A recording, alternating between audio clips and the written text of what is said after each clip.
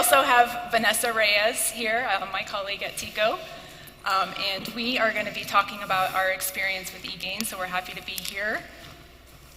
Figure out this thing here. All right. So we are with Tampa Electric and Peoples Gas, and collectively called TECO. Tampa Electric, we serve about 800,000 customers in the Tampa Bay area. For Peoples Gas, we have gas divisions across the state of Florida, so all over Florida. So anytime a hurricane comes anywhere close to Florida, we're impacted in some way. And in fact, we are still recovering from Hurricane Ian. Yep, and we had about 300,000 customers out of power, and we have a Fort Myers gas division, so we had a lot of impact there as well.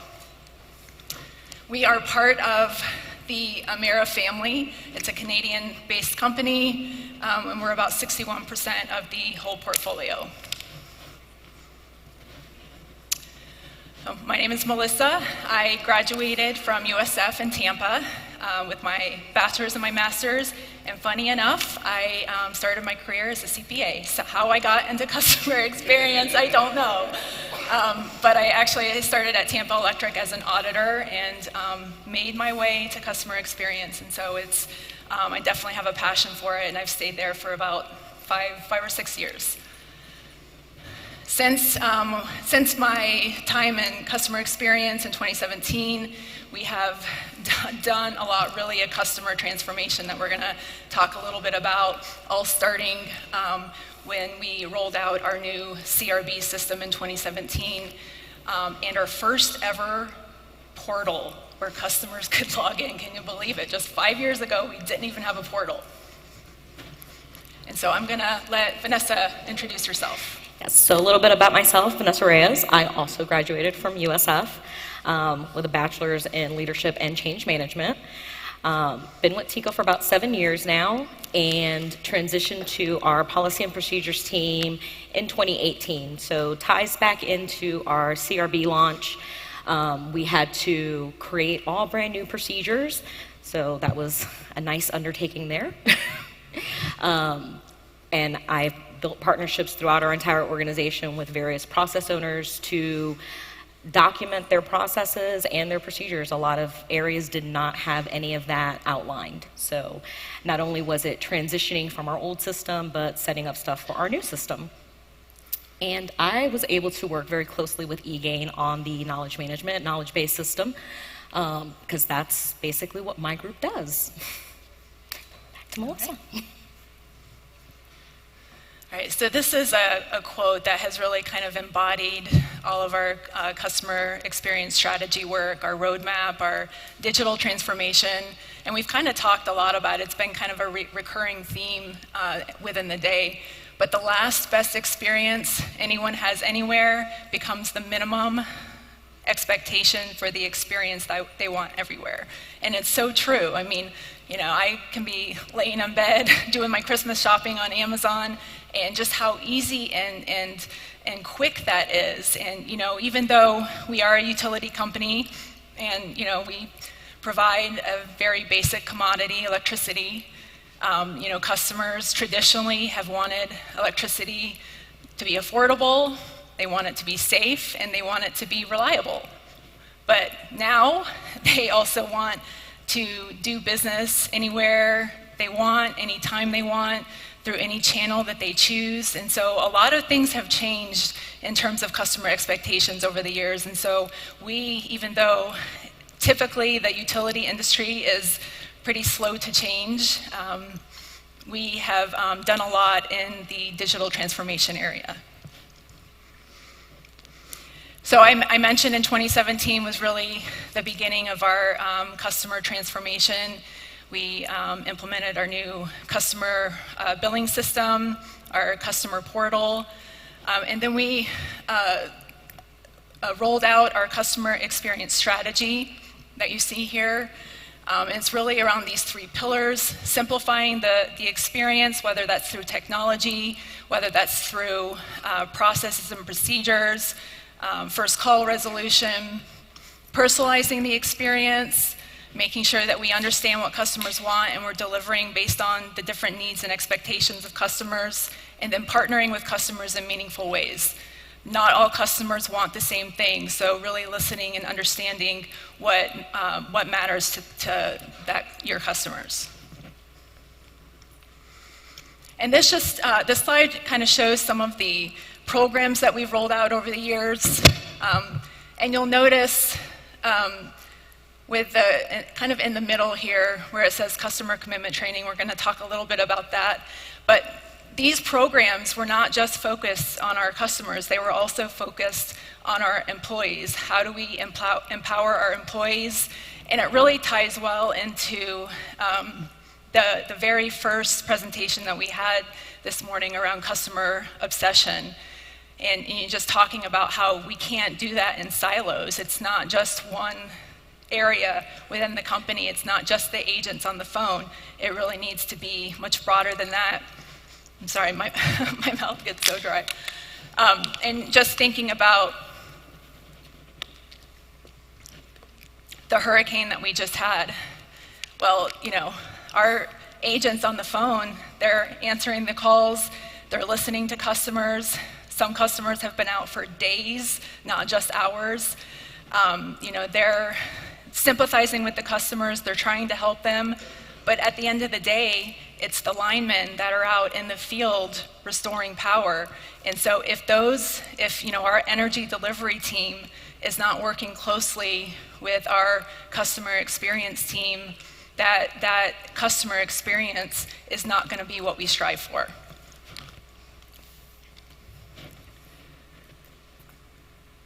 So this is our customer commitment statement.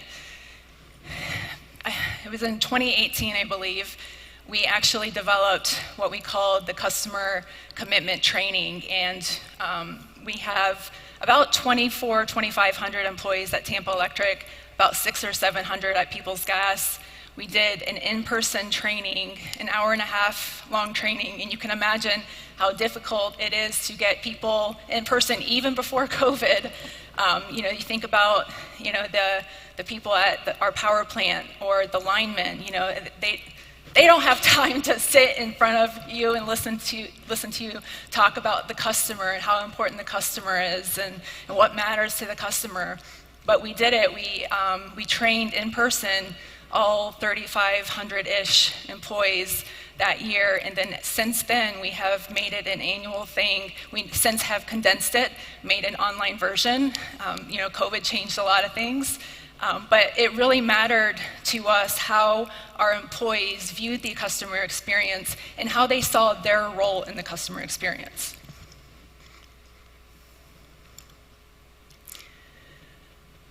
So these are just some of the initiatives that, you know, that we worked on over the years that have aligned with our strategy. Enhancing technology solutions. We'll talk a little bit about how we have partnered with eGain. Streamlining the customer journey, automating processes. You see all of that aligns with simplifying that customer experience. Personalization, personalized communications. I forget what presentation it was, but they talked about, I think it was the credit union, talked about that and how during COVID, those personalized communications were so critical. Customer programs, tailoring our customer programs based on what customers want. Do they want solar programs? Do they want billing programs? Do they want energy conservation? You know, all our customers are all different, and so we had to do some segmentation work to really understand what the different segments of our customers were. And then once we understand the needs and expectations of our customers, you know, we work on partnering with them in meaningful ways. So I'm actually going to skip to this slide and then I'll go back to the other slide. But our journey with eGain, more water. Our journey with eGain started in 2020. And as someone mentioned, 2020 was COVID. I think probably a lot of us had implementations during that time, and it was really challenging. Our entire call center, we worked remotely during that time. Now we're about a 70-30 split. But we started engaging with eGain as part of the replacement of our IVR. And our IVR, the equipment and the system itself was end of life and had been in, which is pretty typical for the utility industry, had been in operation for years and years, and it really was time for an upgrade, kind of setting the foundation for our digital transformation. And so we started working with eGain in 2020 as part of that project. Really, we wanted to see better self-service. We wanted to make sure that our customers had the ability to self-serve online, self-serve through the virtual assistant. We wanted to empower our agents. You can imagine, and this was mentioned also, but we have two different utilities that our call center is serving, the gas utility and the electric utility. Very different businesses. On the electric side, you have that obligation to serve, and on the gas side, you have the option to serve. It's something that you have the need to obtain customers and to retain them, where we don't necessarily have that on the electric side. Very different safety protocol between gas and electric, and so all of our agents, we do have the universal agent concept, but we have to make sure that they're getting the information that they need quickly, and we have done so well at streamlining our processes that the calls that we get now are the really complex ones. And so, you want to make sure that you're enabling and empowering your agents to have the right information at their fingertips. Go back. Oh, sorry, there's one more thing here. Okay. We rolled out our tool in December of 21. So it was a tough project, everybody being remote. It was a big initiative. The eGain part was definitely the easier part of all of it. We had, our replacing our IVR was a real challenge. But why eGain? When we started partnering with them, we were able to really see their offerings, the solutions that they had. We knew we wanted to improve our self-service. We knew we wanted to deflect calls into our contact center. We were on this digital transformation journey, and just the offerings that they had really fit well with the goals that we had, and including empowering our agents. We have since worked with them through the managed services and seen some really great results. Just with with customer expectations changing so quickly. Really that innovative approach to ensure that you're getting new functionality out to customers in a quick way was really important for us. Something that we were very new at, as I keep mentioning the utility industry. I don't know if anyone has ever worked in the utility industry. We have people that have been there for 40 years and been doing the same thing for 40 years. And so it's challenging to get things moving, and even more challenging to stay up to date with new technology to really be able to meet customer expectations. So just the approach that eGain has taken, their partnership, our client manager, it has just been a good relationship. And of course, there's always kinks and things that we've had to work out along the way. But Vanessa's going to talk a little bit about the tool that she is using every day. But it has been a really good experience for us. And I am going to turn it over to Vanessa. Thank you. So as Melissa mentioned, the tool I use every day, as I said, process and procedures. We are the authors of the procedures that we expect all our agents to use. Since they are held to a strict standard as far as safety, messaging that they have to provide, the right way to process a transaction is critical, so they have to be able to access that information quickly. This is just an example of our knowledge base. So this is where we develop, maintain, and publish all our procedures for end users. We also utilize this to post announcements to our console. So if there is any kind of messaging that we need to put out there, it is then published to the knowledge management for the reps to see, which is this. So we have our incorporated knowledge base that will show up in Finesse. And then we also have a standalone because we have users that are not in our Finesse desktop, but still need to access those procedures as well. And we did get feedback from, in this case, my customer, which is the end user, on what they would like these tiles to look like, how it's presented to them so that they can find the information that they need quickly. So some of the benefits that we've seen as far as the authoring goes is one-to-many publishing. So we do have segmented groups as well. And so if we have an article that is specific to everyone across the board, we can easily publish it. We don't have to do it in multiple places. It's just out there. There's a required reading tool, which again, with us having compliance things, we have to make sure that people have read specific things that have been put out there, specific updates. So we're able to utilize that required reading, and the rep will get a notification that there is new required reading for them to check up on. And they do have to check a box to say that they've completed that required reading. With those recent enhancements, we've also been able to provide a revised date and a summary of what was updated recently for the rep as well. So if you've got very long articles, which we do, this allows them to easily identify instead of having to read through multiple paragraphs to, hey, try to figure out what the difference is. And we've also got analytic insights for refinement and managed services as an extended authoring team. So then for the agent experience, continuous improvement and search effectiveness. So because we are able to tag articles with certain keywords, I'm sure some of you experience this as well, a customer may call in and state that they're looking for a specific program, but it may not be the terminology that we use in our system.